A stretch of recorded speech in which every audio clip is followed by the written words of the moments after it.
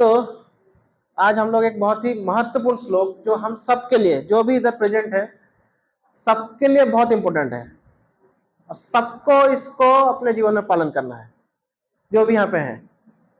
तो ये श्लोक के बारे में आज डिस्कस करेंगे।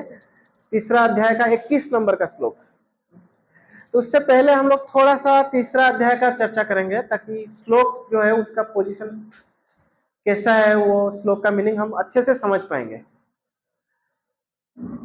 तो तीसरा अध्याय का शुरुआत कैसे होता है? तीसरा अध्याय का शुरुआत होता है, अर्जुन जो है कृष्ण से प्रश्न पूछते हैं। क्या प्रश्न पूछते हैं अर्जुन? क्या प्रश्न पूछते हैं? तो अर्जुन कृष्ण को पूछते हैं कि कृष्ण, आप एक तरफ मुझे बोल रहे हैं कि आप बुद्धियों का पालन करो, बुद्धियों का पालन करो, और दूसरी तरफ मुझे बोल रहे हैं कि युद्ध करो। एक तरफ मुझे बोल रहे हैं कि गलत कार्य मत करो, गलत कर्म मत करो, और एक तरफ मुझे बोल रहे हैं युद्ध करो। तो ये क्या, मुझे दोनों चीज समझा, दोनों चीज बोल रहे हैं आप, कंफ्यूज कर रहे हैं आप मुझे। मैंने तो आपको गुरु माना था, गुरु का आपको मैं बोला भी था कि मेरे लिए श्रेय कर क्या है बताइए। मैं ऑलरेडी कंफ्यूजन में था। दूसरे अध्याय में हम देखते हैं कि अर्जुन जो है वो बोलते हैं कृष्ण को कि मुझे समझ में नहीं आ रहा है कि मैं युद्ध करूं या ना करूं, युद्ध करने से, जीतने से मुझे कुछ भलाई होगा या नहीं होगा, वो भी मुझे पता नहीं चल रहा है। मतलब मैं जीत के भी हार जाऊंगा ऐसा लग रहा है मुझे, और हार गया तो ऐसे ही हार गया। मुझे समझ में नहीं आ रहा क्या करना है। तो मुझे आप बेस्ट क्या है मेरे लिए बताइए, क्योंकि मैं आपको अपना गुरु मान रहा हूं। और फिर से क्या कर रहे हैं यहाँ पे अर्जुन? कृष्ण को बोल रहे हैं कि मैंने आपको गुरु माना, मैं खुद ही कंफ्यूजन में था, और आप फिर से एक पूरा अध्याय खत्म कर दिए, और फिर से वही सेम कंफ्यूजन मेरे अंदर है। और ये कंफ्यूजन आपके वजह से क्रिएट हुआ है, क्योंकि आप एक तरफ मुझे बोल रहे हैं कि बुद्धियों का पालन करो, और एक तरफ बोल रहे हैं कि गलत कार्य से बचो, और दूसरी तरफ मुझे बोल रहे हैं कि अपना जो है तुम अपना कर्म करो, जो कि युद्ध करना है। तो क्यों ऐसा अर्जुन प्रश्न पूछते हैं? क्योंकि दूसरे अध्याय में कृष्ण जो है अर्जुन को शब्द बोलते हैं कि देखो अर्जुन, अपने बुद्धि से जो है कर्म करो। तो अर्जुन को ये बुद्धि से जो कर्म करो बोलते हैं कृष्ण। तो अर्जुन को ये लगता है कि कृष्ण बोल रहे हैं कि तुम क्या करो, तुम ज्ञान मार्ग को फॉलो करो। ज्ञान मार्ग को फॉलो करो मतलब अपना सब घर बार छोड़ दो और चले जाओ, जाओ संन्यास ले लो, और क्या करो, ज्ञानी बन के केवल शास्त्र अध्ययन करो और कुछ मत करो। ऐसा अर्जुन को लगता है कि कृष्ण बोल रहे हैं। और कृष्ण साथ ही उसके साथ ही बोलते हैं कि गलत जो इनऑस्पिशियस एक्टिविटीज है उससे बचो।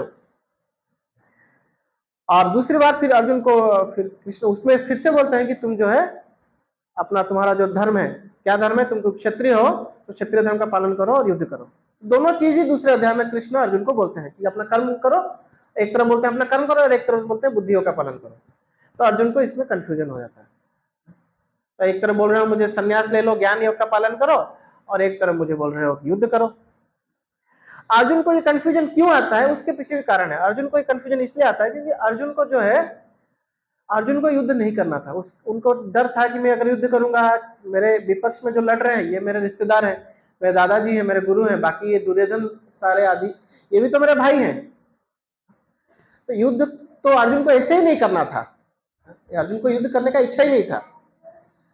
तो और कृष्ण ने बुद्धि योग बोल दिया, तो अर्जुन को ऐसे ही था कि मैं युद्ध नहीं करूंगा, और युद्ध नहीं करके क्या करूंगा, मैं चला जाऊंगा जंगल में और जाके संन्यास ले लूंगा, और संन्यास आश्रम ग्रहण करके मैं क्या करूंगा, जो भी शास्त्र अध्ययन करना है या फिर ध्यान लगाना है वो करूंगा मैं।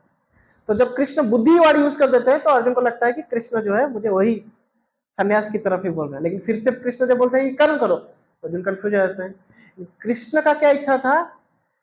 कृष्ण का इच्छा था कि अर्जुन जो है ज्ञान से युक्त होकर अपना कर्म करे।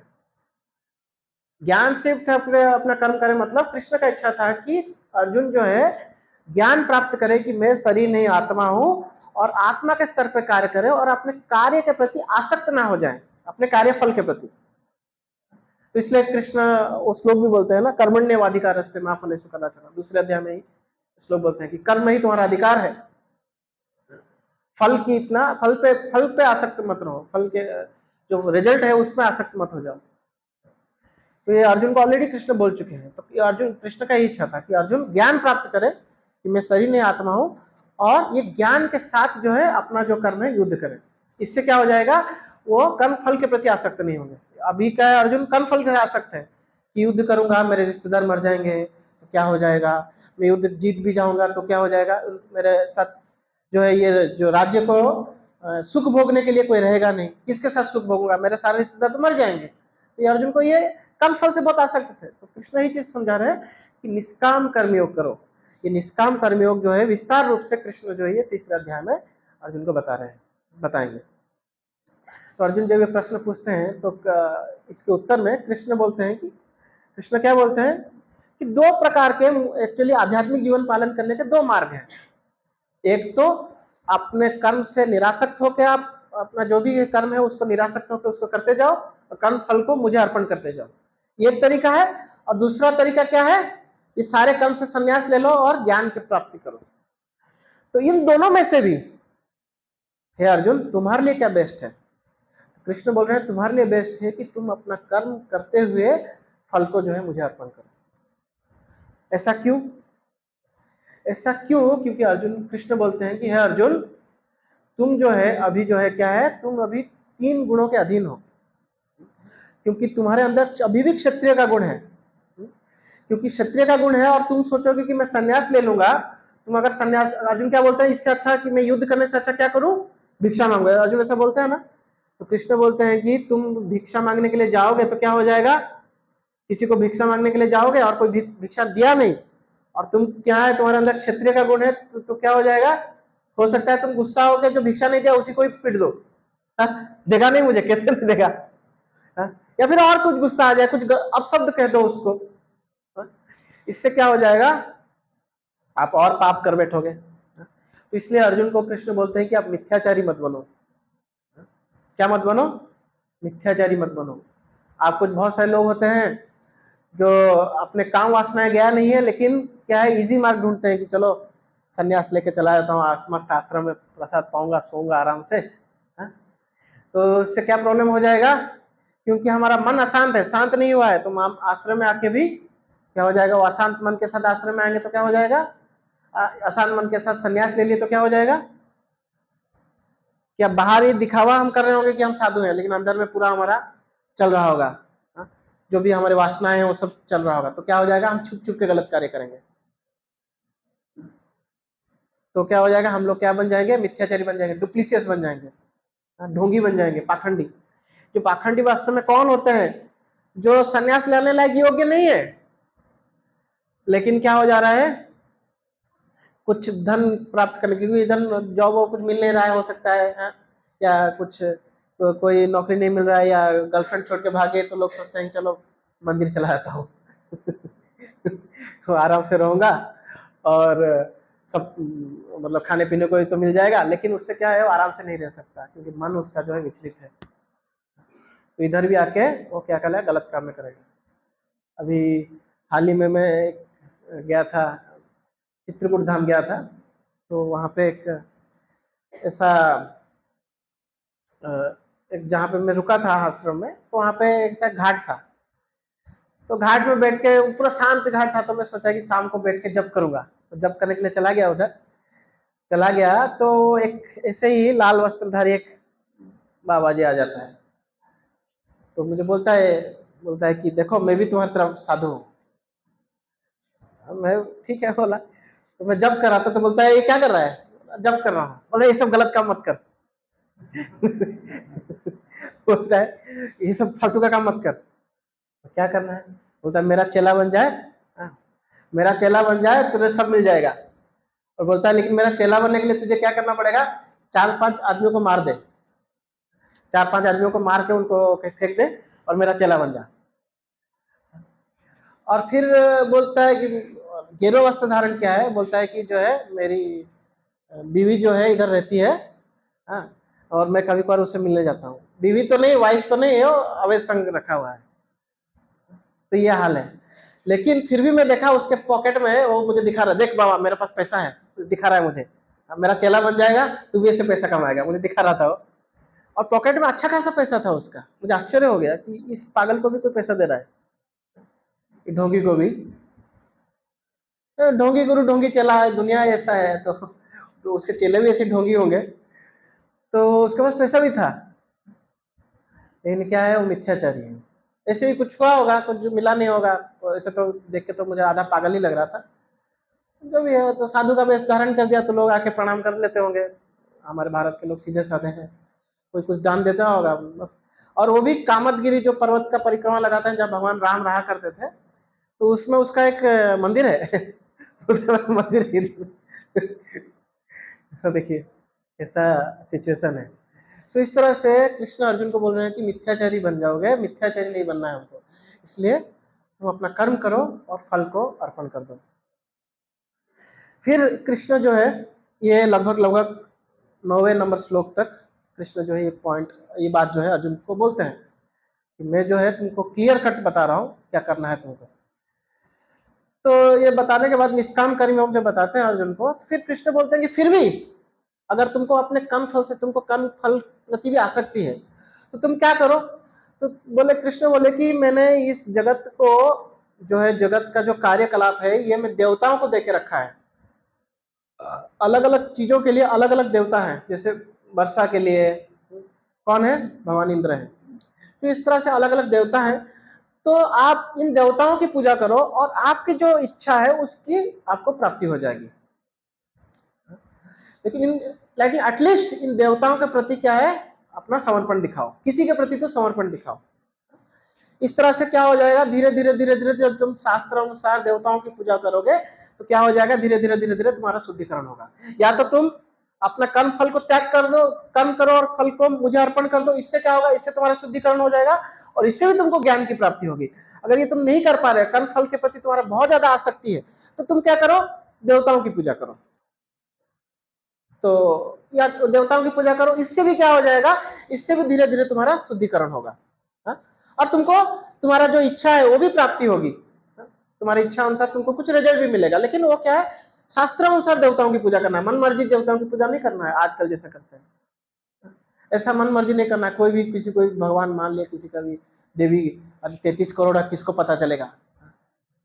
हमारे इधर एक मछुआरे कम्युनिटी ने क्या कर दिया, एक देवी को प्रकट कर दिया। अभी क्या इतने सारे देवी हैं तो पता नहीं, और वो देवी को क्या करते हैं, वो लोग मछली भोग लगाते हैं, तो बोलते हैं भोग है पालो इसको।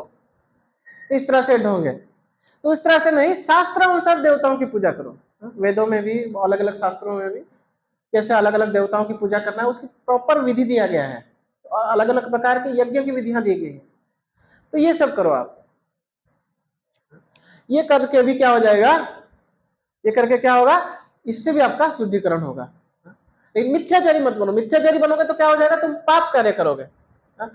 भले ही तुम ऊपर से साधु दिख रहे हो, लेकिन अंदर से गलत कार्य करोगे, मन में गलत चीज होगा, तो गलत कार्य करोगे तो क्या है, ये पाप हो जाएगा तुमसे।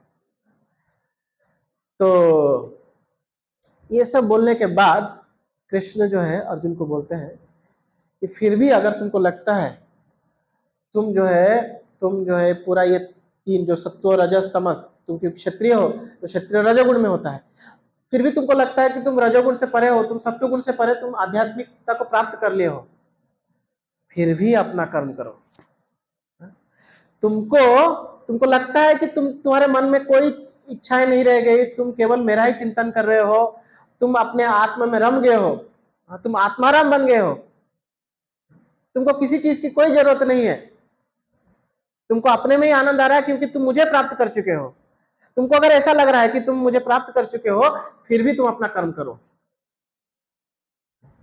तो अर्जुन पूछेंगे क्यों, अगर मैं आत्मा अपने में संतुष्ट हूं, फिर मुझे कर्म करने की क्या जरूरत है।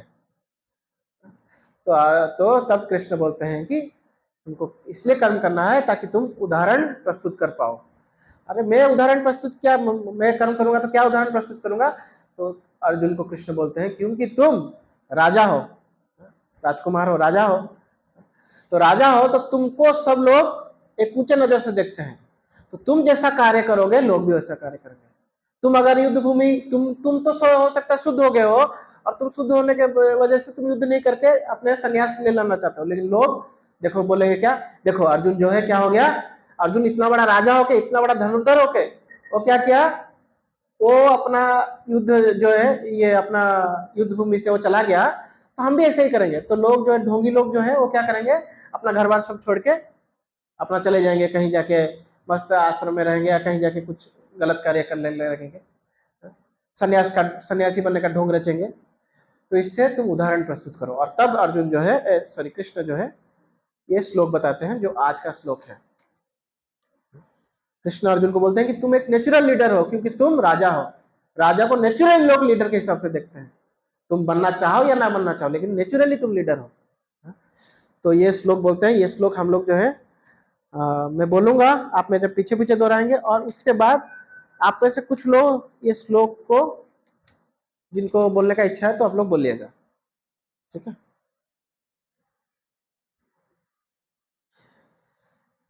यद यद आचरति श्रेष्ठ तत्तत् एवेतरो जनः स यत् प्रमाणं कुरुते लोकस्तत् अनुवर्तते। यद यद आचरति श्रेष्ठः तत्तत् एवेतरो जनः स यत् प्रमाणं कुरुते लोकस्तत् अनुवर्तते। यद यद आचरति श्रेष्ठः तत्तत् एवेतरो जनः स यत् प्रमाणं कुरुते लोकस्तत् अनुवर्तते। तो बोलना चाहेंगे, यद यद आचरति श्रेष्ठ तत्तत् एवेतरो जनः स यत् प्रमाणं कुरुते लोकस्तत् अनुवर्तते। यद यद आचरति श्रेष्ठ तत्तत् एवेतरो जनः स यत् प्रमाणं कुरुते लोकस्तत् अनुवर्तते। और कोई? यद यद आचरति श्रेष्ठ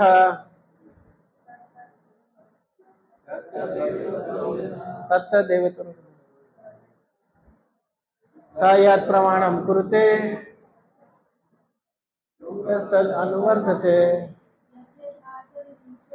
यद यद आचरति श्रेष्ठ तत्तत् एवेतरो जनः स यत् प्रमाणं कुरुते लोकस्तत् अनुवर्तते। और कोई?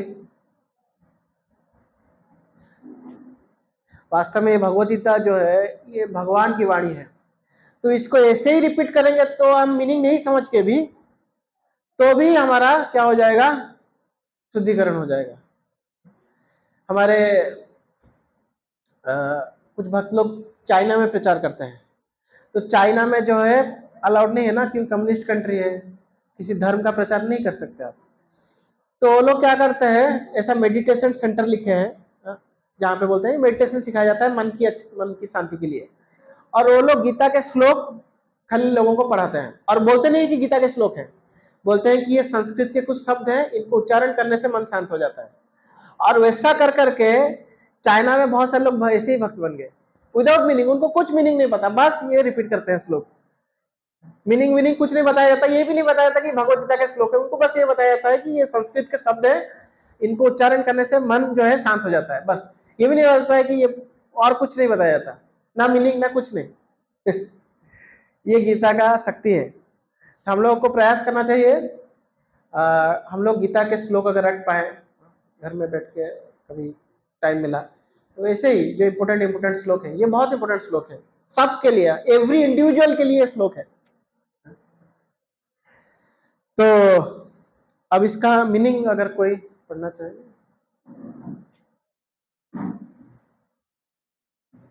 ठीक है, मैं ही पढ़ता हूँ, मैं पढ़ूंगा तो सबको सुनाई देगा। महापुरुष जो जो आचरण करता है, सामान्य व्यक्ति उसका अनुसरण करते हैं। वह अपने अनुसरणीय कार्यों से जो आदर्श प्रस्तुत करते हैं, संपूर्ण विश्व उसका अनुसरण करता है। और एक बार रिपीट करता हूं, महापुरुष जो जो आचरण करता है, सामान्य व्यक्ति उसका अनुसरण करते हैं। वो अपने अनुसरणीय कार्यों से जो आदर्श प्रस्तुत करता है, संपूर्ण विश्व उसका अनुसरण करता है।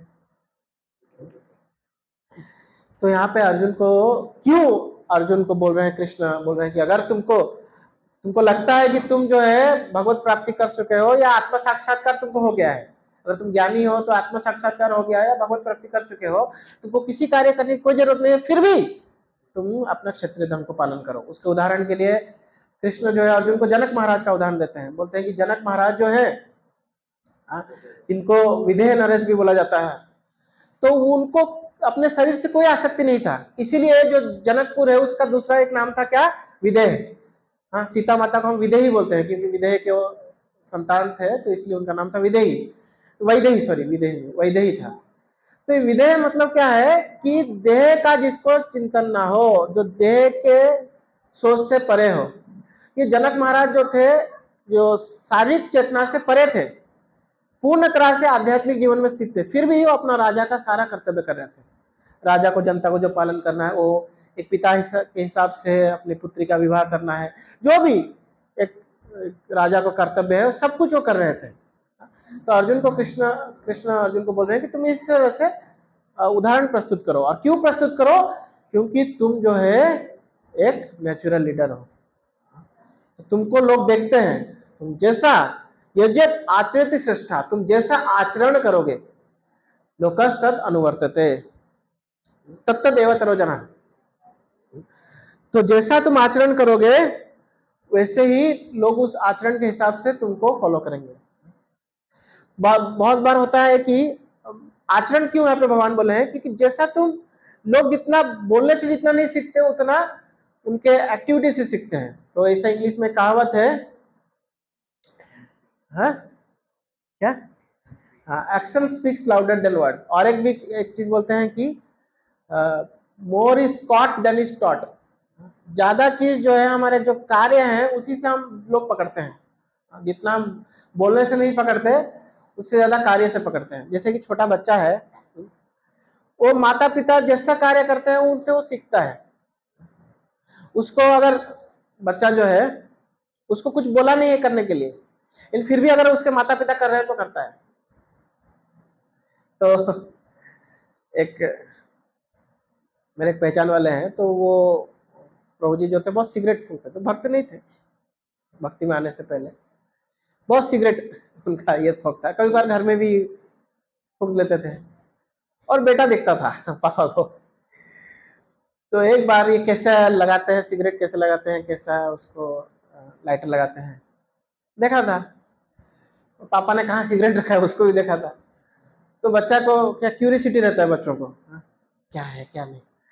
तो बच्चा जो है वो एक बार वो पापा का कबर्ड खोलता है, जहाँ भी ड्रॉयर जहाँ पे भी था, और ऐसा वो सिगरेट को मुंह में ले लेता है और वो लाइटर लगाने का कोशिश करता है सिगरेट को। तो उनकी मम्मी जो है देख लेती है, तो फिर उसको डांटते हैं, और वो पापा जो उनके उस बच्चे के पापा को बोलते हैं जब ये चीज, तो फिर वो सिगरेट छोड़ देते हैं इस तरह से। तो ये देखिए, अभी बच्चा को तो पापा नहीं बोलेगा कि सिगरेट फूको, लेकिन फिर भी क्या कर रहा है वो, क्योंकि वो देख रहा है कि मेरे पापा ऐसा कर रहे हैं, तो वो ऑटोमेटिकली उसको फॉलो करता है। तो प्रभुपाद यहाँ पे बोलते हैं कि जो है माता पिता और शिक्षक, टीचर और राजा या फिर गवर्नमेंट लीडर, ये जो है ये नेचुरल लीडर्स है। ये लीडर बनना चाहे या ना बनना चाहे, लेकिन लोग इनकी तरफ देख के इनसे सीखते हैं। और वास्तव में ऐसा क्यों है, क्योंकि जो हम लोग स्पेशली जो मनुष्य हैं, लोग ह्यूमन बीइंग है, उनका क्या नेचर है कि हमको कुछ, हम भी कोई भी कार्य करते हैं, हमको उसके कोई भी कार्य करते हैं तो उसके लिए हमको क्या चाहिए कि हमको कोई, उसके लिए हमको लगता है कि इसको कोई प्रमाणित करना चाहिए इस कार्य को। हम कोई भी कार्य करते हैं, हमको लगता है कि इसको कोई प्रमाणित करना चाहिए कार्य को, कि मैं जो भी कार्य कर रहा हूँ कोई इसको या तो पहले किया हो इस कार्य को जो मैं कर रहा हूँ, या फिर कोई मुझे बोले कि तू जो कर रहा है ठीक कर रहा है। तो जनरली लोग क्या है, जब देखते हैं कि माता पिता ये कर रहे हैं तो उनको लगता है कि ये कार्य जो है ठीक है, तो मुझे भी ये करूंगा तो मुझे संसार जो है एक्सेप्ट कर लेगा। क्योंकि उनको डर रहता है कि अगर, एक्चुअली साइकोलॉजी है किसी मनुष्य का, क्या साइकोलॉजी है कि कोई भी कार्य वो तब तक नहीं करता है जब तक उसको उसका कोई उदाहरण नहीं मिलता है। या तो कोई उसका मम्मी पापा बोल दे कि ये कार्य सही है, तुझे करना चाहिए, या फिर वो उनको देख के कि ये मम्मी पापा कर रहे हैं तो मैं इसको करूं। समझ में आ रहा है ये बात, ये पॉइंट? हम क्यों किसी को फॉलो करते हैं? क्यों फॉलो करते हैं? क्योंकि हमारा नेचर है, एक मनुष्य का नेचर है। क्योंकि मनुष्य क्या है? मनुष्य जो है, इंग्लिश में बोला जाता है human being is a social animal. तो हमको सोसाइटी में रहना है। तो हम कोई भी कार्य जब तक सोसाइटी अप्रूव नहीं करता है हमको, हम उस एक्टिविटी को करते नहीं है। तो सोसाइटी कैसे? सोसाइटी या तो खुद से करके उसको अप्रूव करे, हमको बोलने की जरूरत नहीं, हम देख रहे हैं कि कोई हमारा नेता उस कार्य को कर रहा है तो हम उसको करेंगे। या फिर हमको कोई नेता या हमारा लीडर हमको बोले कि तुम ये कार्य कर सकते हो, ये अच्छा है, तब हम वो कार्य करेंगे, नहीं तो हम कोई वो कार्य नहीं करेंगे। तो यहाँ पे इसलिए भगवान बोल रहे हैं कि जो सोसाइटी के नेचुरल लीडर्स हैं उनको क्या करना चाहिए? अपना आचरण जो है वो शास्त्र सह्य प्रमाणम कुरुते, शास्त्र के प्रमाण के अनुसार करना चाहिए। तो इसलिए हमारे जो लीडर्स हैं, माता पिता, नेचुरल लीडर्स, माता पिता, टीचर्स, और कौन? और जो गवर्नमेंट लीडर्स, इनको बहुत ही, इनको शास्त्र का ज्ञान होना बहुत जरूरी है। अभी का सोसाइटी ऐसा है, तो अभी क्या प्रॉब्लम है? अभी तो एक और प्रॉब्लम है कि और एक नेचुरल लीडर है हमारे लिए। कौन है वो नेचुरल लीडर? वो है सोशल मीडिया। हम कितना भी प्रयास कर दें, इससे हम बच नहीं सकते। और स्पेशली जो बच्चे होते हैं वो भी बहुत ही ज़्यादा इसके लिए प्रोन है। मतलब क्या है, बहुत ज़्यादा सोशल मीडिया को एक्सेस कर रहे हैं आजकल के बच्चे, क्योंकि उनका बहुत सारा क्लासेस कभी कभार ऑनलाइन होता है, कभी कभार कुछ ऑनलाइन प्रोग्राम्स होता है जिसको बच्चे अटेंड करते हैं। तो और कभी कभार पेरेंट्स बहुत ज़्यादा, माता पिता को क्या है, बहुत ज़्यादा तंग करता है बच्चा, तो मोबाइल पकड़ा देते हैं। एक बार मैं ट्रेन में आ रहा था, एक छोटा बच्चा होगा, 1 साल का भी नहीं होगा, वो मतलब इतना बहुत ही छोटा था, वो रो रहा था। तो उसके मम्मी ने तंग आके उसको मोबाइल पकड़ा दिया, मोबाइल में कुछ तो वीडियो चला दिया यूट्यूब में। तो बच्चा जैसे ही दिखता है चुप हो जाता है। तो ऐसा हाल है। और बहुत बार मैं देखता हूँ, हम बच्चे लोग जो है मोबाइल में गेम खेलते हैं या फिर कुछ देखते हैं, तो वीडियोस भी देखते रहते हैं, क्योंकि गेम खेल रहे हैं तो कुछ वीडियो भी आ जाते हैं, देखते हैं उसको, ये करते हैं, एक्सेस करते हैं, तो उसमें देखते हैं। और ऐसे ही पहले तो एटलीस्ट, मतलब इससे सोशल मीडिया से पहले जो थे, एटलीस्ट जो बुरे लीडर्स हुआ करते थे वो कौन थे? ये फिल्म वाले थे और ये स्पोर्ट्स वाले थे, जो कि वो तो अपना कमाई कर रहे हैं, स्पोर्ट वाले अपना खेल के कमाई कर रहे हैं और फिल्म वाले अपना एंटरटेनमेंट दे रहे हैं। तो वो लीडर हुआ करते थे, फिर भी वो थोड़ा हद तक चलेंगे, क्योंकि वो लोग कुछ तो मेहनत कर रहे थे। फिल्म वाले कुछ तो मेहनत करके अपना जो भी फिल्म, जो भी एक्टिंग कर रहे थे, भले ही गलत चीज प्रमोट हो रहा था, फिर भी थोड़ा बहुत सही भी रहता था कभी कभार, मतलब एटलीस्ट 30-40% सही रहता था। अभी का जो सोशल मीडिया का जो रील्स का जो टाइम है, जो जनरली जो रील्स जो बना रहे, उनका एक ही मोटो है, कैसे मैं अपना पेट भरूं, और कोई मोटो नहीं है। उनका मोटो नहीं है कि लोग एंटरटेनमेंट के नाम पे क्या देख रहे हैं, मैं क्या करके, कैसे भी करके लोगों को अपनी तरफ आकर्षित करूं और पैसा कमाऊं, उसके लिए वो कोई भी रास्ता लेने के लिए तैयार है। एनी वे, लेडीज जो है शो ऑफ कर रहे हैं, जेंट्स जो है पागलपन कर रहे हैं, और कमा रहे हैं। कमा रहे हैं तो बच्चा जब उसको देख रहा है, और देख रहा है ये इतना फेम है इनको, हाँ, तो उसको लगता है कि मैं भी यही करूं, और ये इजी वे है। तो इससे क्या हो रहा है, सोसाइटी जो है क्या हो रहा है, धीरे धीरे धीरे धीरे डिग्रेड होता जा रहा है। इसमें क्या खराबी है? इसमें खराबी है कि दुनिया में इसके वजह से केओस है। तो जितना ज्यादा हम शास्त्र के विपरीत जाएंगे, उतना ज्यादा क्या हो जाएगा, उतना ज्यादा क्या हो जाएगा, उथल पुथल होगा हमारे जीवन में भी और सोसाइटी में भी, क्योंकि हम सोसाइटी में रह रहे हैं, तो सोसाइटी में भी। प्रभुपाद के जो गुरु थे भक्ति सिद्धांत सरस्वती ठाकुर, उनको जब पहली बार प्रभुपाद मिले थे, तो भक्ति सिद्धांत सरस्वती ठाकुर ने उनको यही पॉइंट बोला था कि दुनिया में अगर किसी चीज की कमी है तो है आध्यात्मिकता की। बाकी दुनिया में और किसी का कुछ प्रॉब्लम नहीं है, एक ही चीज का प्रॉब्लम है, वो है आध्यात्मिकता का। अगर ये हो जाए तो दुनिया में सब कुछ ठीक हो जाएगा। नहीं तो बाकी तुम जितना यूएन बनाने का प्रयास करो, जितना यूनाइटेड नेशंस करो, उतना ज्यादा वो डिवाइडेड होता जाएगा। प्रभुपाद बोलते थे अगर यूनाइटेड नेशंस नेशंस को यूनाइट कर रहा है, देशों को अगर इकट्ठा कर रहा है, तो हर बार यूनाइटेड नेशन में हर साल, हर 2-3 साल में एक एक फ्लैग क्यों ऊपर होता जा रहा है। और अभी का समय आप देख सकते हैं क्या कर रहा है यूनाइटेड नेशंस, इधर से युद्ध हो रहा है, उधर युद्ध हो रहा है। और जो लीडर बने हुए हैं यूनाइटेड नेशंस के, जो सब प्रमुख लीडर है, वही युद्ध करवा रहे हैं। तो ये परिस्थिति है। तो हम अपने स्तर पे आते हैं, क्योंकि हम यूनाइटेड नेशंस का तो कुछ कर नहीं सकते। अभी हम अपने स्तर पे आते हैं तो जो भगवान भरत महाराज से भगवान ऋषभ देव भागवतम में किसको माता बनना चाहिए, किसको पिता बनना चाहिए, तो उसके लिए बहुत सुंदर श्लोक बोलते हैं। किसको माता पिता बनना चाहिए और किसको गुरु बनना चाहिए, बोलते हैं कि जो अपने जो आपके सबऑर्डिनेट्स हैं, जो आपके डिपेंडेंट हैं, अगर वो आपको इस भौतिक चेतना से ऊपर कर पाते हैं, तभी आपको माता बनना चाहिए, पिता बनना चाहिए, गुरु बनना चाहिए, नहीं तो नहीं बनना चाहिए। अगर आप अपने सबऑर्डिनेट्स या अपने डिपेंडेंट्स को क्या कर पा रहे हो, भौतिक चेतना से ऊपर कर पा रहे हो, अगर भौतिक चेतना से ऊपर नहीं कर पा रहे हो, तो आपको माता बनने का कोई अधिकार नहीं है, पिता बनने का कोई अधिकार नहीं है, गुरु बनने का कोई अधिकार नहीं है। लेकिन आजकल के माता पिता, उनको भी आध्यात्मिकता का कुछ ज्ञान नहीं है। वो भी जो है कैसे मैं अपना एंजॉय करूं और जो भी पैसा कमा रहा हूं उसको कैसे परिवार के साथ उड़ाऊं, जो भी है, तो उससे ना खुद एंजॉय कर पा रहे हैं, ना बच्चों को क्या कर रहे हैं, ना बच्चों को सही ज्ञान दे पा रहे हैं। बच्चे भी उस तरह इमोशनली बहुत वीक हो जा रहे हैं। तो इसलिए प्रॉपर आचरण का होना बहुत जरूरी है। कभी कभार ऐसा भी होता है कि बहुत बड़े बड़े ज्ञान देते हैं टीचर्स लोग, पेरेंट्स लोग, बहुत बड़ा ज्ञान देते हैं कि ऐसा करना चाहिए, शास्त्र अध्ययन करना चाहिए, लेकिन खुद नहीं करते। ज्ञान तो देते हैं, तो उन्होंने कहीं सुना हुआ है, ज्ञान दे देते हैं, लेकिन खुद नहीं करते। एक बार क्या होता है ना, एक कथाकार जो है, तो कथाकार थे, तो कथा देते थे जाके, बहुत प्रसिद्ध थे। तो एक जगह पे जाके बोलते हैं कि जो आध्यात्मिक जीवन का पालन कर रहे हैं या जो साधु बनना चाहते हैं, साधुओं को बैंगन नहीं खाना चाहिए, बैंगन सेहत के लिए अच्छा नहीं होता, बैंगन नहीं खाना चाहिए, ऐसा बोलते हैं। बोल के आ जाते हैं घर। तो उनकी पत्नी भी, वो भी उस प्रोग्राम में थी, तो वो फिर वापस आते हैं घर में, तो अपनी पत्नी को बोलते हैं कि बैंगन का भरता बनाओ। तो टिक टिक टिक टिक करने से थोड़ा डिस्टर्बेंस होता है।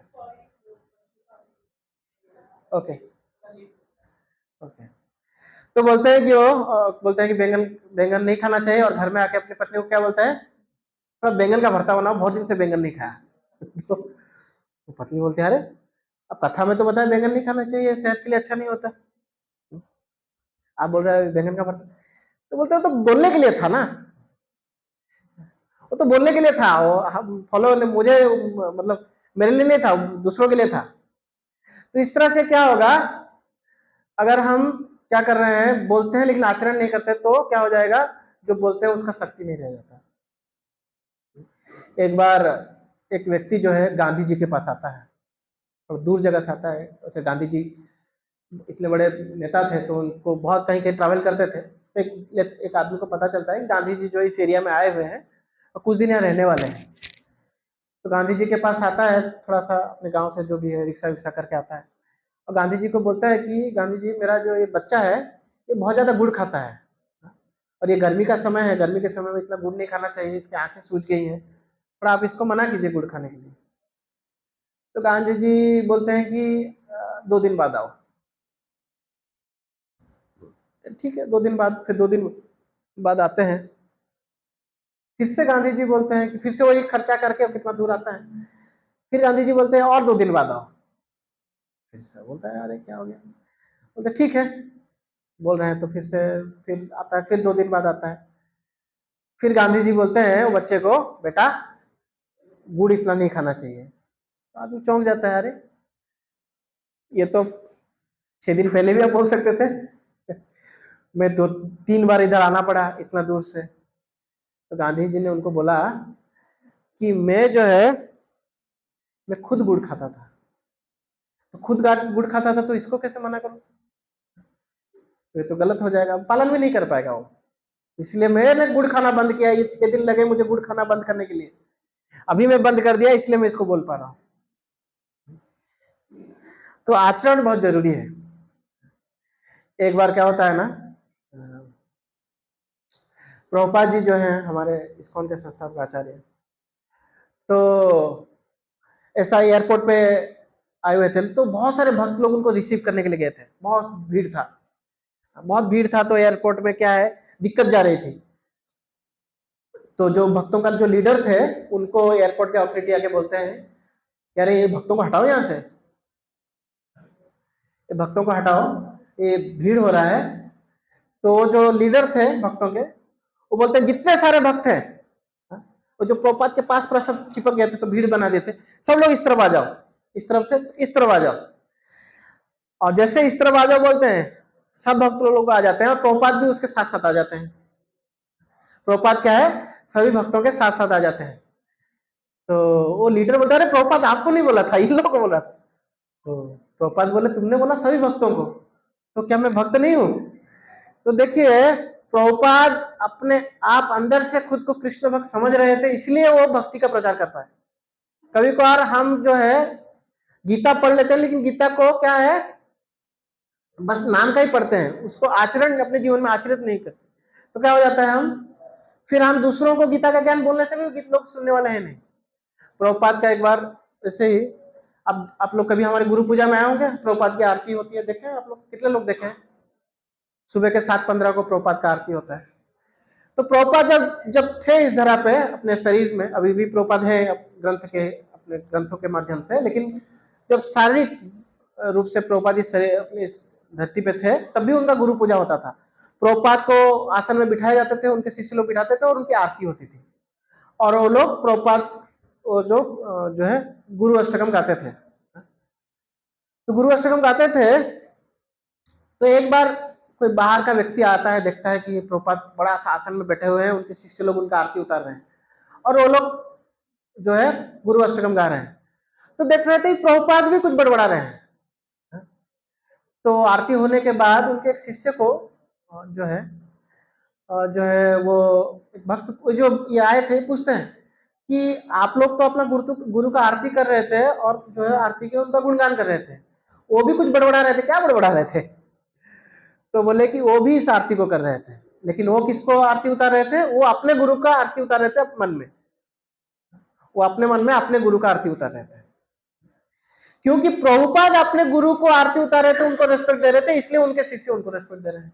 अगर अगर एक जो है, अगर आपका कोई गुरु नहीं है, तो आप सोचेंगे केवल मेरा कोई गुरु नहीं रहेगा, लेकिन मैं क्या करूंगा, मैं चेले बनाऊंगा, तो ऐसे हो नहीं सकता। फिर आपके चेले भी आपको साइड कर देंगे। तो इसलिए आचरण का होना बहुत जरूरी है। और आचरण कैसा? आचरण कैसा? शास्त्रों के अनुसार, शास्त्रों के प्रमाण के अनुसार आचरण होना चाहिए। बहुत सारे आज के समय में हम साधु देखते हैं जो ऐसा बहुत सारे कार्य के बारे में बोलते हैं कि ये अच्छा है, ये बुरा है, ये अच्छा है, बुरा है, लेकिन शास्त्र के अनुसार नहीं बोलते। अच्छा बुरा चीज बोलते हैं कि अच्छा है, बुरा है, लेकिन शास्त्र के अनुसार नहीं बोलते। तो ये भी बहुत गलत है। ये भी क्या है? ये भी बहुत गलत है। हम शास्त्र के अनुसार जो है अपना आचरण नहीं रखेंगे तो क्या हो, वो बहुत लिमिटेड रहेगा। वो जो कोई भी अच्छा चीज बोल रहे हैं, वो कभी कुछ समय के लिए अच्छा रहेगा, लेकिन अगर शास्त्र में कुछ लिखा है कि अच्छा है, बुरा है, तो ये हमेशा जो अच्छा बोला है शास्त्र में अच्छा रहेगा, और जो बुरा बोला है वो हमेशा बुरा रहेगा। इसलिए शास्त्रों के अनुसार जो है साधुओं को, स्पेशली साधुओं को कार्य करना बहुत जरूरी है। साधु और माता पिता और टीचर, क्योंकि बच्चा जो है घर से ज्यादा जब स्कूल जाता है, तो घर से ज्यादा स्कूल में अपना जो सही टाइम है वो स्कूल में बिताता है। जो सबसे एक्टिव वाला टाइम है बच्चा स्कूल में बिताता है, बाकी घर में आने के बाद तो फिर खेलने चले जाता है, और खेलने के आने के बाद सो जाता है खा के। तो पेरेंट्स और टीचर्स इन लोगों को जो है आध्यात्मिक ज्ञान का होना बहुत जरूरी है। तो आप सब लोग जो बैठे हैं, आप सब लोग जो है, क्योंकि आप लोग आध्यात्मिक, क्या बोलते हैं, ऐसे बोलते हैं कि आध्यात्मिक आर्मी के मेंबर हैं, क्योंकि आप लोगों ने ये जो ड्रेस पहना है, ये धोती कुर्ता जो पहना है, ये वास्तव में दर्शाता है कि आप जो है आध्यात्मिक जीवन को पालन कर रहे हैं। तो आप लोगों को शास्त्र अनुसार चलना बहुत जरूरी है, क्योंकि लोग आपको देखते हैं। जो भी भक्त होता है उसको लोग देखते हैं, कभी कुछ प्रॉब्लम होता है, कुछ डाउट रहता है तो लोग जाके पूछते हैं। तो आप लोग अगर शास्त्र नहीं जानते होंगे तो क्या करेंगे, आप ब्लफ करेंगे। कोई आपको पूछेगा कि ऐसा प्रॉब्लम है, क्या करना चाहिए, आपको खुद को शास्त्र नहीं पता होगा तो क्या करेंगे आप, कुछ भी बड़बड़ाएंगे। कोई बाहर वाले से जो सुने होंगे, कोई सो कॉल्ड मोटिवेशनल स्पीकर से जो सुने होंगे, वही चीज बड़बड़ाएंगे। ऐसा करना चाहिए, कर लो दुनिया मुट्ठी में, ऐसा ही कुछ बोलेंगे उल्टा सीधा, एनर्जी लगा दो, ये कर दो, वो कर दो। तो उससे क्या होता है, खुद तो ऐसे ही गुमराह होके बैठे हैं और दूसरों को भी गुमराह कर रहे हैं। तो स्पेशली प्रभुपाद बोलते थे कि ये जो भक्तों के ऊपर बहुत बड़ी जिम्मेदारी है, तो आप लोगों के ऊपर बहुत बड़ी जिम्मेदारी है, और स्पेशली अगर माता पिता हैं तो आप लोगों के ऊपर तो डबल जिम्मेदारी है, भक्त भी है और माता पिता भी है, तो डबल जिम्मेदारी है। नहीं तो अभी का सोसाइटी ऐसा हो गया है कि शास्त्र जो है कोई पालन नहीं करना चाहता।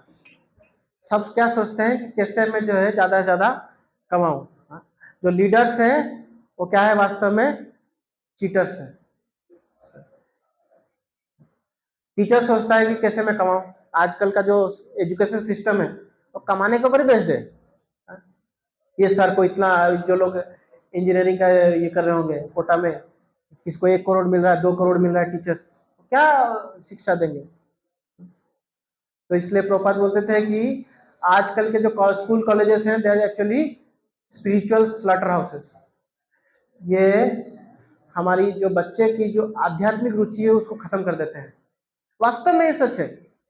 मैं एक बार एक आर्टिकल पढ़ रहा था, ऐसा ही एक फादर, मतलब पिता, एक आदमी ने लिखा है, वो शायद किसी अच्छे न्यूज़पेपर का एडिटर था, और उसने लिखा है कि उसने एक बार देखा कि उसका बेटा भगवद गीता पढ़ रहा है।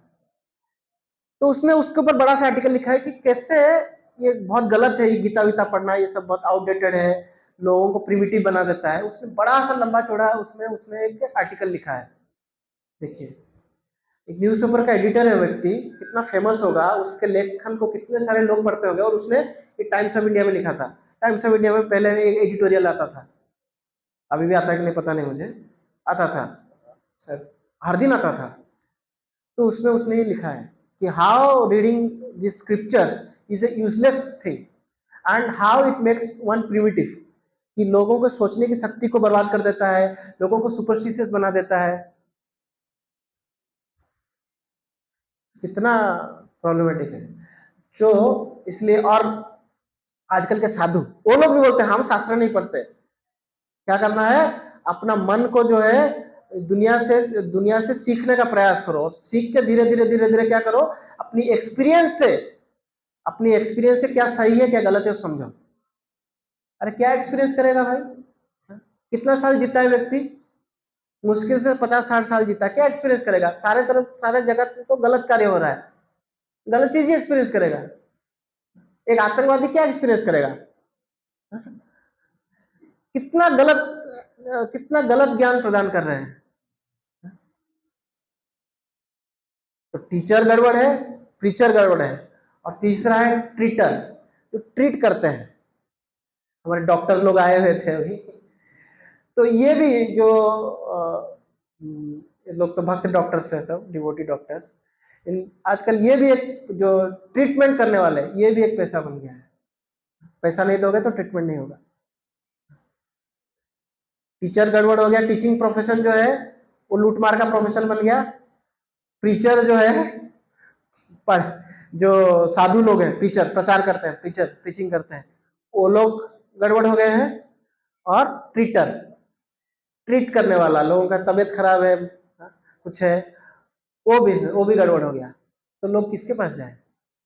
तो अभी का जमाना ऐसा है, जो फर्स्ट क्लास, जो पढ़ाई में सबसे टॉप मोस्ट है, उनको क्या बनना चाहिए था वास्तव में, उनको आज शास्त्र का अध्ययन करके उसका प्रचार करना चाहिए। वो क्या बन जाते हैं? डॉक्टर इंजीनियर बन जाएंगे, डॉक्टर इंजीनियर बनेंगे। तो उससे थोड़ा कम है, वो लोग क्या करते हैं? एमबीए करते हैं। एमबीए करके क्या बन जाएंगे? मैनेजर बन जाएंगे। तो कोई किसी हॉस्पिटल में मैनेजर बनेगा, कोई किसी फैक्ट्री में मैनेजर बन जाएगा। और मैनेजर क्या है? वो इंजीनियर लोगों के ऊपर जाएगा, क्योंकि वो इंजीनियर को मैनेज करे, ऐसा करो ऐसा करो। थर्ड क्लास कौन है? जिस थर्ड डिवीजन लाया, कैसे कैसे तो पास हो गया, ये लोग बन जाते हैं नेता। वो इन तीनों को मैनेज करेगा, उसका ही हॉस्पिटल होगा या उसका ही फैक्ट्री है नेता का। जनरली ज्यादा पैसा किसके पास? इन लोगों के पास रहता है। और जिसको पढ़ाई से कुछ दूर दूर तक कोई रिश्ता नहीं है, क्या ये क्या पढ़ाई है, कुछ रिश्ता नहीं है, वो क्या बन जाते हैं? साधु बन जाओ। तो सो नहीं रहा, साधु बन जाओ। और ये डॉक्टर, इंजीनियर या ये मैनेजर और ये नेता सब इसके पैर पड़ते हैं। तो ये सिचुएशन है। तो सोचिए हम लोगों का कितना बड़ा जिम्मेदारी है हमारे पर। एवरीबॉडी आल्सो, एवरी डिवोटी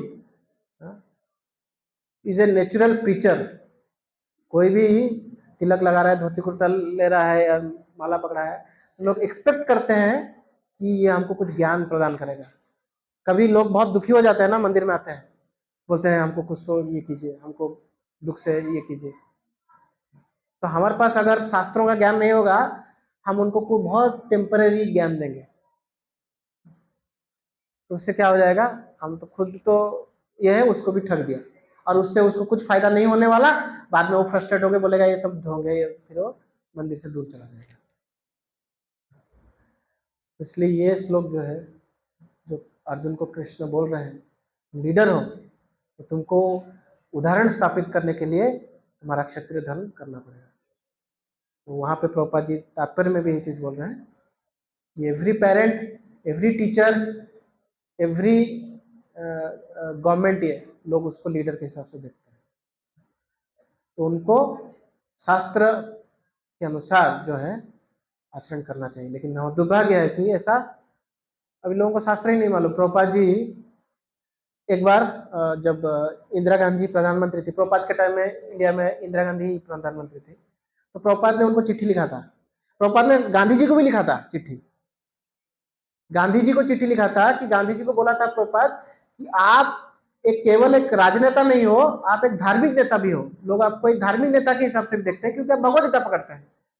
तो अभी बहुत हो गया, इंडिया इंडिपेंडेंट हो गया। इंडिया इंडिपेंडेंस के बाद प्रभुपाद ने ये चिट्ठी लिखा था गांधी जी को, अभी इंडिया इंडिपेंडेंट हो गया और आप जो है अभी लोगों को धर्म का कार्य बताइए। अभी आप राजनीति से विराम ले लीजिए, बहुत हो गया, आपने जो करना था आपने कर लिया। अभी विराम लेके क्या कीजिए? लोगों को आध्यात्मिक जीवन के प्रति आध्यात्मिक ज्ञान प्रदान कीजिए, और लोग आपको सुनेंगे, क्योंकि आप नेता हो और आप सबसे पॉपुलर नेता हो। अगर आप ऐसा नहीं करते, एक दिन आएगा आप कब मर जाएंगे और लोग आपको भूल जाएंगे। आपने जो भी अहिंसा का ज्ञान दिया है, लोग इसको भूल जाएंगे। और प्रभुपाद ने लेटर लिखा था नवंबर 1947 में गांधी जी को। गांधी जी के पास पहुंचा कि नहीं पहुंचा किसी को मालूम नहीं, लेकिन गांधी जी जो है उसके ठीक 2 महीने बाद जनवरी 30, 1948 को गांधी जी को मार दिया जाता है। प्रभुपाद ने इंदिरा गांधी जी को भी लेटर लिखा था, उनसे मिले भी थे लेकिन ज्यादा समय मिल नहीं पाए, तो लेटर लिखा था उनको कि आप जो है जो पार्लियामेंट शुरू होने से पहले क्या कीजिए? कीर्तन करवाइए, कीर्तन करवाइए, फिर पार्लियामेंट को जो है और थोड़ा सा गीता का श्लोक कुछ पढ़िए और फिर पार्लियामेंट का सेशन चालू कीजिए। ऐसा प्रभुपाद ने चिट्ठी लिखा था। बोलिए, फिर प्रभुपाद बोलते हैं देखिए भारत जो है विश्व गुरु बन जाएगा। प्रभुपाद ने लिखा था इंदिरा गांधी जी को लेटर। अभी पता नहीं इंदिरा गांधी जी के पास वो पहुंचा कि नहीं, वो पता नहीं। इंदिरा गांधी ने पालन तो नहीं किया उस चीज को, प्रभुपाद ने लिखा था। देखिए कितना प्रभुपाद उस चीज पे स्ट्रिक्ट थे। वास्तव में एक ही चीज जो है दुनिया में शांति ला सकता है, वो है शास्त्रों का ज्ञान लेके उसको आचरण करते हुए लोगों को उसका ज्ञान प्रदान करना। ये एक मात्र उपाय है। एटलीस्ट हम लोग इसमें कन्विंस होना चाहिए। कन्विंस कब होगे? जब हम उसको खुद पालन करेंगे। नहीं करेंगे तो कैसे कन्विंस होंगे? हरे कृष्ण। कोई कुछ पूछना है, कोई प्रश्न है, कुछ है? यस प्रभु जी।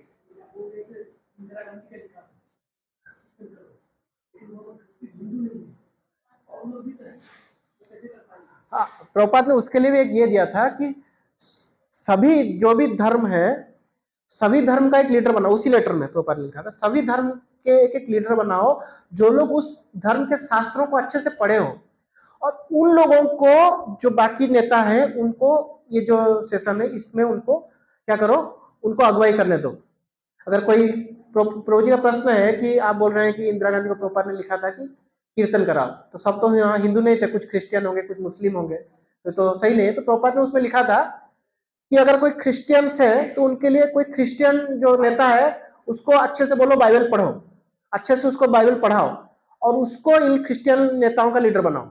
ऐसे ही इस्लाम जो मुस्लिम है उनको बोलो अच्छे से कुरान पढ़ो, कुरान को अच्छे से पढ़ो, उसको अच्छे से समझो, और उनको ये कुरान जो भी जो मुसलमान है उनका लीडर बनाओ और सबको प्रॉपरली धर्म पालन करने दो। और इवन प्रॉपर ने ये भी बोला था अगर कोई धर्म को नहीं मानते, किसी धर्म को नहीं मानते, क्या बोलते हैं उनको, एथिस्ट बोलते हैं इंग्लिश में, नास्तिक, तो नास्तिक लोगों का भी एक लॉजिकल जो भी उसको लगता है उसका भी एक लीडर बनाओ जो नास्तिक लोगों को भी प्रॉपरली चैनलाइज कर पाए। कई बार लोग नास्तिक इसलिए बनते हैं क्योंकि लीडर नास्तिक है। क्यों नास्तिक हो तो पता नहीं है, तो है ऐसा है। फॉरेन कंट्रीज में, इंडिया में तो ऐसा नहीं है, फॉरेन कंट्रीज में कोई नास्तिकता का कोई तर्क नहीं है, ऐसे नास्तिक है क्योंकि आस्तिक लोगों को उनको लगता है कि तो पाखंडी है। और ऐसे ही है अमेरिका में जो फादर ये लोग जो बहुत सारे चर्च चलाते हैं उनको खुद ही विश्वास नहीं है कि सही में ये कोई भगवान है या नहीं है, उनको खुद ही विश्वास नहीं है, वो क्या ज्ञान देंगे। एक इटली में एक बहुत बड़ा चर्च कैसे बना था मालूम है आप लोगों को? चर्च के लिए पैसा कैसे कलेक्शन हुआ था?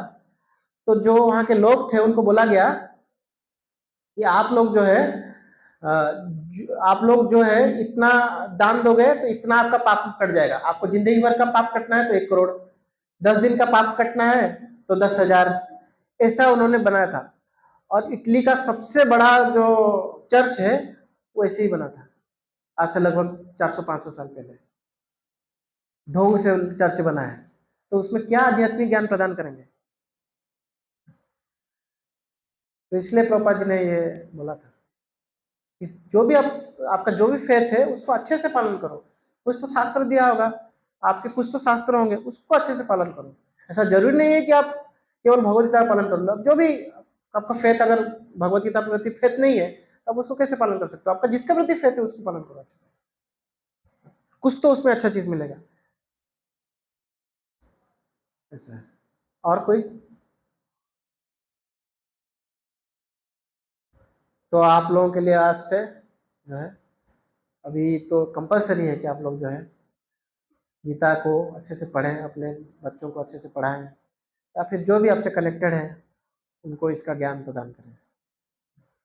ये अभी आपका ड्यूटी है। आप अभी क्या हो गए, जैसे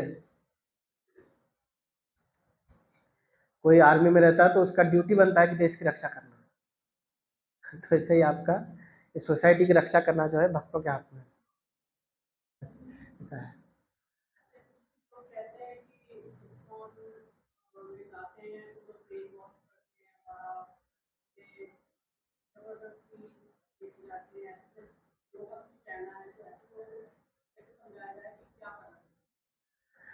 ऐसे तो सही में ब्रेन में भूसा भरा है तो उसको तो वाश करना ही चाहिए।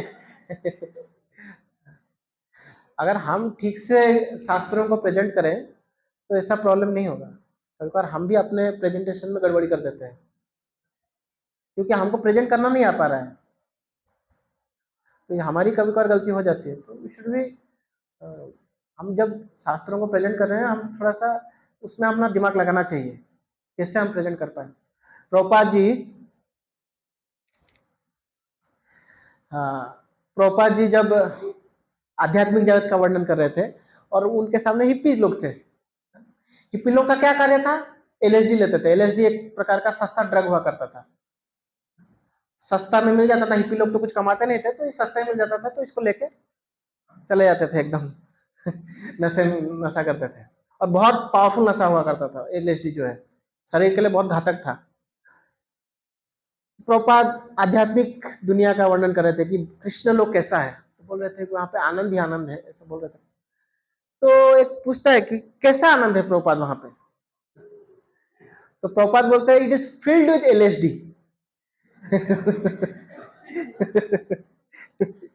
ये आध्यात्मिक जगत जो है उसमें एलएसडी की कमी नहीं है।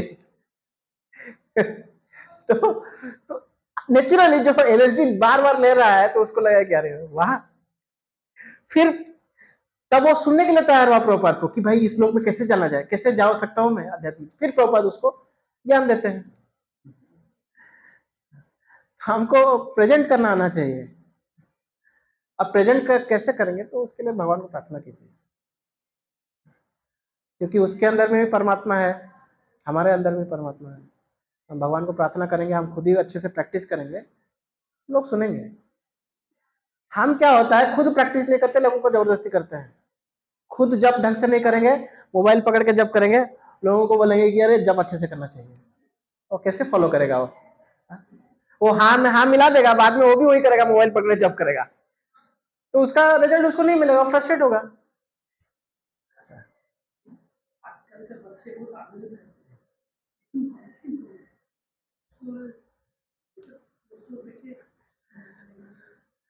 हमको प्रभु जी, हम हमारा आचरण देखते हैं, हमारा आचरण को देख देख के बच्चे लोग सीखते हैं।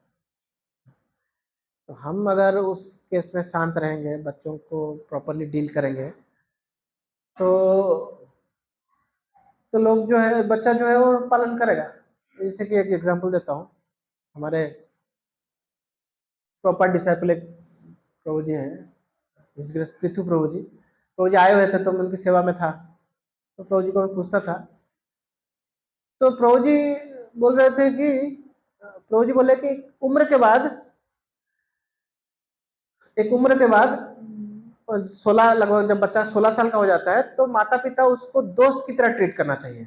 उसको उस टाइम में भी पिटाई करोगे, कोई एक टीन एज बच्चा है, किशोर अवस्था है, उसको फिर भी तब पीट रहे करो, तो वो आपको फिर आपको सुनेगा नहीं, रिबेल बन जाएगा, वो रिबेलियस मेंटेलिटी आ जाएगा। तो प्रभु जी बोल रहे थे कि उनका जो बेटा था, जब वो 16 साल का हो गया, प्रभु जी उसको बोले कि आज से जो तुम्हारा मर्जी तुम करो, मैंने जो तुमको सिखाना था अब तक सिखा दिया, अब तुमको जो करना है करो, मैं तुमको उसमें टोकूंगा नहीं। तो उनका बेटा भी बोलता है, पापा मैं अगर अभी आपको बोलूं कि मैं ड्रग्स लूंगा, मेरा ड्रग्स लेने का बहुत इच्छा है, तो प्रभु जी बोलते हैं उसको, ठीक है तुम्हारा मर्जी, लेकिन तुम इतना याद रखना कि ड्रग्स लोगे उसका परिणाम भी तुमको ही भुगतना है, मुझे कुछ नहीं होगा। तुम ड्रग्स लोगे, तुम्हारा शरीर खराब होगा, तुमको ही भुगतना है, मेरा कुछ नहीं जानेगा। तो लड़का बोलता है, फौजी का बेटा बोलता है, पापा मैं तो आपको ऐसे ही टेस्ट कर रहा था, मैं समझ गया क्या करना चाहिए क्या नहीं करना चाहिए। तो अभी बच्चे को हम तब तक सिखा सकते हैं जब वो 15 साल से कम उम्र का है, सिखाना है हमको। और कैसे सिखाना है, हमारे आचरण से सिखाना है। प्रभुपाद का जो बेटा था, प्रभुपाद गृहस्थ आश्रम में थे, तो उनका बेटा जो बड़ा बदमाश था, तो क्या करता था वो, पंखा में ऐसा हाथ घुसाने का प्रयास करता था। तो प्रभुपाद ने क्या किया, पंखा बंद कर दिया, मतलब ऐसे, और थोड़ा सा धीरे धीरे घूमने लग रहा था, तो प्रभुपाद बोला अब हाथ डाल। तो उसको तो इच्छा था, वो डाल दिया, लगा उसको, लेकिन पंखा क्योंकि बंद हो रहा था तो जोर से नहीं लगा, तो उसको ज्यादा दर्द तो हुआ लेकिन कटा नहीं उंगली उंगली कुछ। तो फिर समझ गया कि मुझे नहीं करना है। एक छोटा सा एग्जाम्पल है। तो हमको कभी भी कुछ सिखाना है, जैसे कि प्रॉपर एग्जाम्पल देते हैं कि माँ को अगर बहू, सॉरी सास को अगर बहू को कुछ सिखाना है, नया नई बहू आई है, तो डायरेक्टली बहू को डांटेगी तो बहू क्या है, गुस्सा हो जाएगी, अरे क्या डांट रहा है। तो सास क्या करती है, बहू को अगर कुछ सिखाना है तो अपने बेटी को डांट के सिखाती है, ऐसा तुमको बोला था ना, ऐसा नहीं करना, ऐसा करना है। जबकि वो गलती कौन कर क्या होता है, बहू क्या होता है, ये सास किसको डांट रही है, बेटी को डांट रही है। तो ये बहू समझ जाती है कि ये तो मेरा गलती है, तो मुझे इसको ठीक करना है, वैसा। तो हम आई बचपन से उनको गलत गलत यानी कि हम उसको मोबाइल दे दिया मतलब बच्चा गया, ठीक है। तो पेरेंटल कंट्रोल अगर डाल सकते हैं मोबाइल में, बहुत बढ़िया है, अगर बच्चों को कुछ मोबाइल यूज करने के लिए दे रहे हैं। हाँ, देना नहीं चाहिए कभी कभार। अभी का समय ऐसा है कि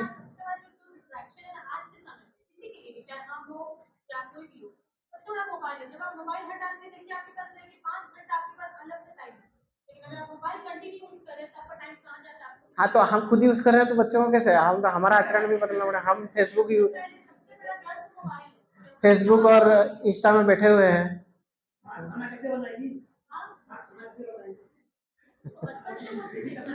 तो हमको भी उससे बचना चाहिए एक्चुअली, हमको भी बचना चाहिए। आजकल तो लोग यूट्यूब और इंस्टा इसको कमाई का जरिया समझ रहे हैं। जॉब भी कर रहे हैं तो भी यूट्यूब इंस्टाग्राम में अपना ये कर रहे हैं और फालतू की एक्टिविटीज कर रहे हैं, कार्टून बन जा रहे हैं। हमारे मंदिर में भी जब नया नया ओपन हुआ था तो ऐसे बहुत सारे नमूने दिखने को मिल रहे थे। तो अभी शर्म भी नहीं है, मंदिर में भी ऐसा हरकत कर रहे हैं।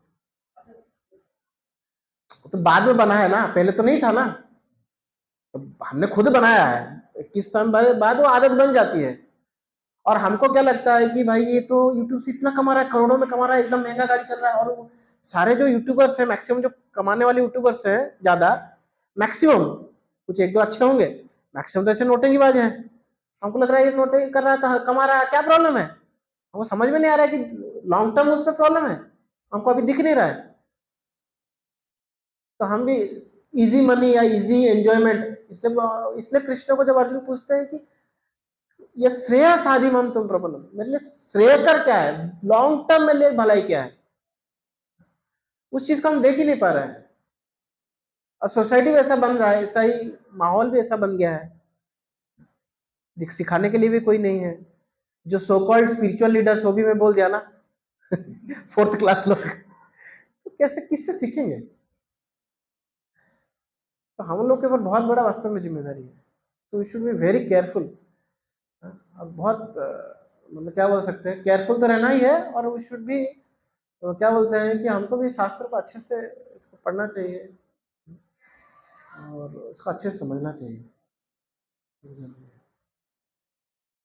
ठीक है, और कुछ, एनीथिंग एल्स?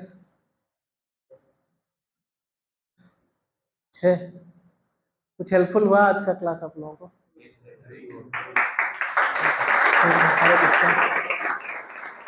चलिए, thank you. Hare Krishna Krishna Krishna Hare